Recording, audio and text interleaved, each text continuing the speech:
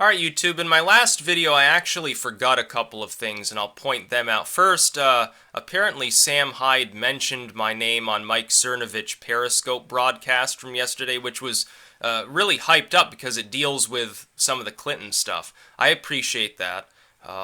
Cernovich is somebody I haven't listened to regularly on many topics, but again, it's just another figure that happens to be within sort of the zeitgeist occurring right now of people who they're not being paid by some corporation or political campaign. In some of these cases, some of these people have more support than entire mainstream media orders. If you want to see, before I get into the sum and substance of this video, if you want to see why I say the legacy media is dying, check out like Fox or MSNBC or any of their like YouTube channels or their Twitter handles, and then compare them to some of the more foremost people within investigative journalism, political analysis, and things like that. And there's no comparison. Single individuals who started out literally with a webcam, a microphone, and a laptop or some setup like that can garner more of a fan base, in many cases, not even just a handful of sporadic cases, than entire media orders have managed to make headway into, because specifically their format is largely TV era or largely early wave web era or radio era even. You'd think of some of these like Rush Limbaugh or something. They can't really make effective inroads into the social media frenzy unless they're being helped by people who have an organic movement of growth and support on some YouTube channel or blog or podcast site or something like that. It's actually very funny to watch them all struggle, because increasingly people are cutting the cable, so to speak. They use the internet, they don't care about TV, they don't, if they're listening to the radio, they're not listening to it for political discourse, not listening to NPR for news or anything like that. They don't care about that largely. I listen to NPR very rarely, largely when they're just playing classical music. Other than that, I find I turn it off in contempt, because the stuff that I'll be listening to is way less interesting than what I get from any dozen randomly selected YouTubers. I could go through, someone needs to design like a site that just lands you on random YouTube pages. Because I bet if you took a random sampling of 100 of them, you'd find 2 or 3 people at least who are more talented than anybody who's on talk radio.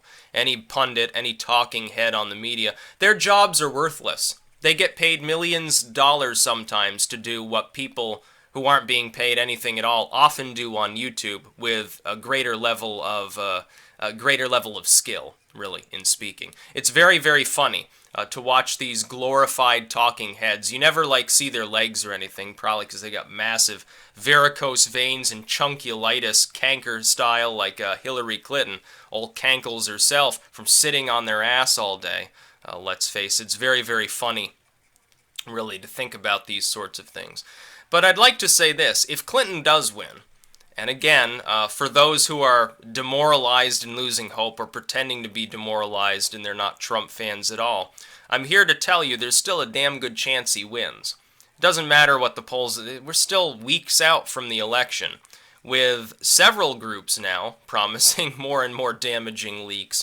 How long can Clinton continue to pay the mainstream media to ignore these things? That's the big question.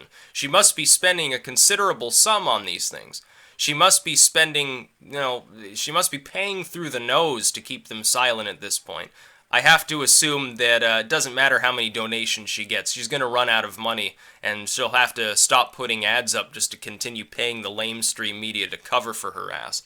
It'll be a difficult 4 years for people like me, or Ramsey Paul, or Drudge, or Breitbart, or any of these other groups, or Stefan Molyneux, Ramsey Paul, Sargon, basically anybody who dares criticize the status quo in the Western world. You name them, they'll be included in this group. It's probably tens, hundreds of thousands of people online. It'll be up to us to do the investigative journalism. It'll be up to us to expose any crimes that the administration, if Clinton wins, is involved in. It'll be solely up to us to analyze and disseminate information. It'll be solely up to us to comb through probably more email leaks over time, and video leaks and audio leaks and everything else that'll happen. It'll be increasingly up to groups like WikiLeaks or people, random whistleblowers like Edward Snowden, to try to bring some level of accountability to the government, which will have by then strangulated the media. By the way, I think the media is dumb. The legacy media isn't just dumb because their format sucks. It isn't just dumb because it's bloated and extremely expensive for them to drive, a relatively small proportion of public interest, as opposed to somebody who spent $100 to get a webcam and can accomplish the same thing and then get money for it through ad revenue or something like that. It's remarkably ineffective and inefficient.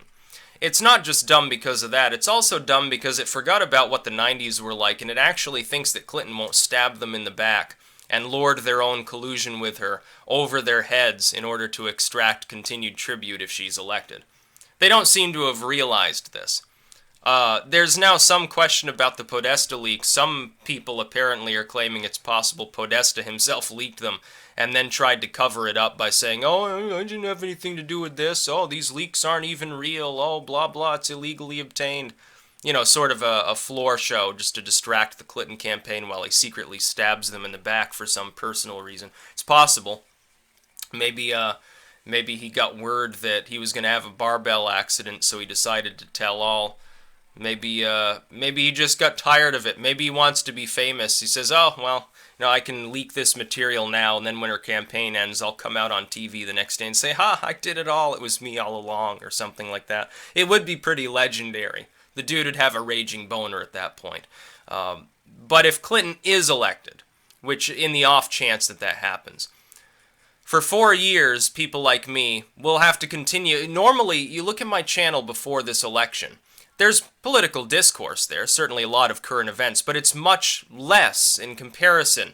I talk about the occult or current events having nothing to do with politics, as much as I do politics. But I would have another 4 years to talk about politics a hell of a lot, because there would be so many scandals. We already know what the Clintons are like. The mainstream media won't touch the issue. Who else is going to do it? The responsibility would fall on our shoulders.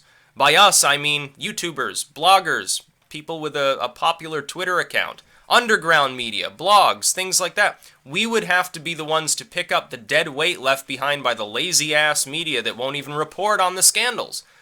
Not that it's easy. I can understand in one sense why they wouldn't want to touch the scandals. There are so many of them. It must be difficult to devote all of your effort. You have a dozen staff just there waiting for the next Clinton scandal to break so you can concoct a half-ass news story to try to ride the peak of the cycle or something like that. I don't have that problem. I can just turn my webcam on and sit here. I'm not scripted. I don't do second takes unless there's something wrong with the audio, or the webcam fucks out, or something, or the cat jumps up on the computer's keyboard and screws it up. I don't do second takes. Every single video I've made, I do it in one take. I almost never have to remake a video unless there's a technical problem. Can Bill O'Reilly do that without a teleprompter, without a bunch of notes? Nope. He doesn't have that capability. He's from the TV media. Can Rachel Maddow do it without going over a little bit of notation before she gets up on her fat ass onto her show? Nope, she can't. She doesn't have that skill. But there are millions of people online who can do that. It's not actually that unique. The problem is the kind of person that's the face of the TV generation, the head of the Gen Xers, some Sean Hannity or retard like that. They have a totally different skill set. They've got the press credentials, which they needed at the time because they didn't have social media. They didn't have the ability to do investigative journalism by taking an iPhone and going out and recording some corruption like O'Keefe does or something like that. They had to have the hair plugs and the capped teeth and all of that other bullcrap. And they had to come from some special school that would give them a reference to Fox News or MSNBC or one of these corporate machine politics orders that were so hegemonic there for so long. Then the internet comes along, and Drudge was really the first arrival. Way back in the 90s, text only still is to this day. Oh, we're going to headhunt after the Clintons because nobody else seems willing to do so. You know who else was headhunting after them at the time? The Inquirer and the Weekly World News talking about how she was having sex with the Antichrist or something like that. And that's all the investigation that was done. It was all a bunch of bullcrap. Nobody was investigating the real problems. It took forever for them to get around to even talking about the Monica Lewinsky scandal at some points, because back then, the idea of saying semen-streaked dress on TV, oh, you're gonna get censored! We can't let the kids hear that! After all, sex is bad, sex is evil. That was just back in the 90s. I can remember all that stuff. It wasn't that long ago. Now look at what we've done. People in the lamestream media, including right-wing moralists like Charles Krauthammer, and Bill O'Reilly and Sean Hannity and all those other talking heads. Krauthammer is literally a talking head because he's paralyzed from the shoulders down. All of these people are fixated, for instance, right now on Trump said pussy years ago. And they say, oh, well, it's bad for the kids. It brings the level of discourse lower. For him to threaten to jail his opponent or appoint a prosecutor, oh, it's such a breach of decorum within politics. What decorum? U.S. politics used to be marked by dudes killing each other in pistol duels, and you're talking to me about polite discourse? What, he's not supposed to criticize his opponent? Clinton does the same thing. They're supposed to. They're candidates. They're running for the presidency. The mainstream media may not want to report that Trump said pussy, or Trump threatened to appoint a special prosecutor to go after Clinton for her crimes. They may not want to talk about deplorables, or bucket of slime balls, or whatever quip Hillary Clinton happens to make next week about her political opponents and her critics. But for the internet, it's no problem. That sort of stuff goes on all the time. You look at the comments section, even on mainstream news sites. This is another reason that they suffer so much. They try to censor all the comments on their sites. They have a half-assed job of doing it on YouTube or Facebook or something like that. Check out Being Liberal sometime. Check out Salon's Facebook page. Check out the Facebook pages of MSNBC or Bill O'Reilly's account or something like that. See the venom that you see there. The TV generation, the millennials and the younger end of the Gen Xers, we don't give a fuck about if somebody has been called a retard. We don't care if somebody's been called a cunt or a bitch. We don't care about sexism. We don't care if somebody's been termed an Oreo. It's passé for us. It happens all the time online. Another reason why the legacy media is dying. Thank goodness. I hope they don't exist in a decade. I hope half of these news orders have crumbled. I don't care which ones die out. It doesn't matter. Who watches TV news anyway? What do you use your TV for? That nice big flat screen TV. You probably use it. You hook it up to your laptop and you watch YouTube videos on it. You're not watching, C-SPAN or something like that most of the time. Oddly enough, I'll say C-SPAN is better at this point than 99% of the other crap that you can watch on cable TV. What else is there? A bunch of Survivor-style shows for the educationally impaired who think that it's not... They're all alone out in the jungle. Who's filming it? Oh, it must be magic. It must be a drone or something. I'm sure there's no staff there in case they get bitten by a cobra or something like that. And what's the rest? It's a bunch of opinion. A bunch of bias. A bunch of corporate goofball nonsense. That's all that's on there. Nobody pays me for my content except for my subscribers here and people who are buying my books. I'm not beholden to some six-figure salary from a corporation to keep doing what I'm doing. I have complete freedom of reign. I can talk about whatever I want, however I want, whenever I want. I love it. It's great. And I'm sure all these other people, some of which make six-figure salaries just on PayPal donations alone, more power to them if they can pull that off. They have a great time of it too. It's so liberating. I'm a member of the press. I don't need a journalistic credential for what I do. I never asked permission to disseminate information to tens of thousands of people. I didn't need it. So many years ago when I began, like so many others, I wasn't even talking about politics at first. I made goofy videos of me making weird noises and playing around with webcam filters like some of the new arrivals to YouTube they still do. That's what I was doing. It wasn't until a good 6 months later that I started talking about, oh, well, Bush is really an embarrassment. Look at what happened with Katrina. Look how retarded he is. He doesn't know what he's talking about. By the way, end the drug war, legalize it 420 and blaze it.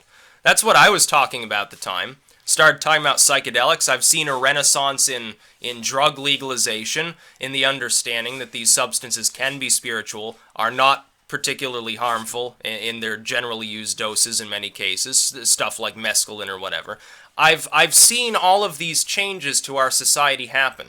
And the biggest takeaway is that because the legacy media is no longer capable of performing its function, they're not going to go after Clinton.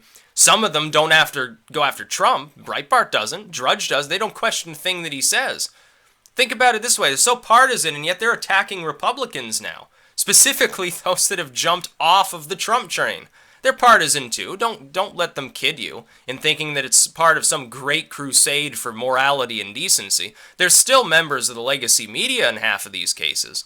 They just happen to be doing the muckraking that the more visible side of the mainstream media doesn't do. It's the bloggers and the Facebook admins and the YouTubers and people with Twitter accounts. We're the press now. We are the press. The establishment controls its own propagandist mouthpieces. They control Fox. Look at what Fox has been doing since towards the end of the Republican primaries. Just trashing Trump. They're not even attacking Clinton half the time. Some of them do. They have enough integrity to occasionally go after her, and that's about all. The rest of them are partisans and cover for Trump even when he does something that's stupid, honestly. We're the press now. We're the ones with the press credentials. The press credentials these days means you have a webcam and an internet connection, and maybe a microphone, maybe a nice background that looks okay. That's your press credentials now. The ability to speak fluently. The ability to be coherent, to get your point across in a way that spreads more ably than those of your competitors. That's all the press credentials that you need. It's all the press credentials that I need. I'm enraged, honestly, at the lamestream legacy media. I'm glad that they're dying. They're not dying half as fast as I wish that they were going the way of the dinosaur. But I'm enraged at them. They should know better. They've already gone through a Clinton administration. They know what it's like. But they've managed to delude themselves into thinking that the short-term strategy of playing nice with somebody who will stab them in the back if she's elected is a good idea. They're crazy. They're nuts if they think that that's a good idea. They'll come to regret it, by the way. It'll just hasten their demise even more. For the next 4 years, if Clinton is elected, and thankfully I still see it as unlikely because of leakers, because of whistleblowers, because of people Clinton terms Russian agents, as though this didn't make her a tinfoil hat-wearing fucking lunatic. Because of things like that, she could potentially go down. If she is elected, though, in the off chance it happens, for 4 years, YouTubers and bloggers and Twitters and everybody else, Twitter might, by the way, be dying off too. They're having stock problems right now because of acquisition claims. Apparently employee morale there is not particularly high. We're going to be the ones who have to do the dirty work. It's going to take a lot more involvement in political discourse than the last 4 years. For the last 4 years, there were occasional moments at which the mainstream press was willing to criticize Obama. Not too often, but occasionally, a few beams of light shone through. They've all been blocked out by a pall of darkness that Hillary Clinton has raised up from the smoke wafting off of the burning wreckage of the establishment, which is all she has left. The establishment's dying. The two-party system, we're already seeing it die. The legacy media is dying. It's a new age. It's time for the tired, old, weak, and frail to die off already. For Fox News and MSNBC and the two parties to allow themselves to be deceased or to change form like a phoenix into something that's capable of surviving in a new mentality. Those are their choices. They change or they die. It's the law of nature. Something gets old, it dies. Other organisms of a different form absorb it and they rejuvenate that organic material. It happens in human circles all the time. It happens continuously. It's always happened. It always will happen. There's no immortality for these human trappings. They will change or they will become deceased. Good riddance. That's about all. Peace out.